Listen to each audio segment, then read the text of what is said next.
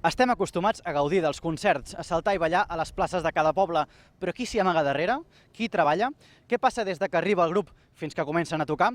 Avui els Catarres ens ajudaran a descobrir-ho. Hola, bon dia, què tal? Benvinguts. Un grup de música és sinònim d'hores i hores de convivència. Com ho porteu? Ja portem molts anys fent això de convivir, nosaltres tres, i amb un grup més gran de persones. Realment, al final som 11 persones que estem a la carretera, depèn del dia 12, i la veritat és que s'aprèn, això. Les nostres cançons ja van en aquesta línia de l'amistat i de l'amor i del bon rotllo i de l'alegria, no? De despertar una mica això, aquesta superació i de centrar-se en les coses bones de la vida i no en les coses dolentes, no? Els tècnics descarreguen quilos i quilos de material de les furgonetes mentre els músics van arribant a poc a poc. L'escenari es comença a omplir de cables, llums, altaveus i instruments, hores abans del concert. Són les 7 de la tarda, queden 6 hores perquè comenci el concert i els Catarres ja són al Vendrell. Comencen ara mateix les proves de so.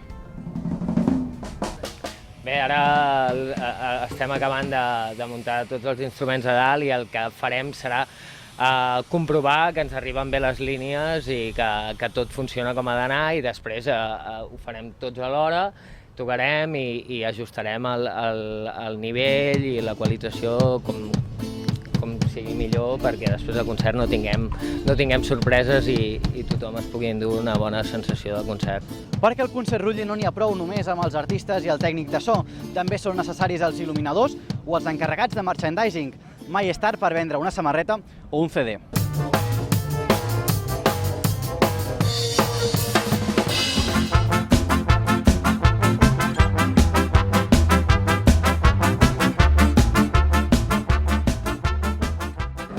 Els Catarres ja fa moltes hores que són al Vendrell i després d'una petita pausa en acabar les proves de so de relax a Sant Salvador, ja són aquí a punt per començar el concert.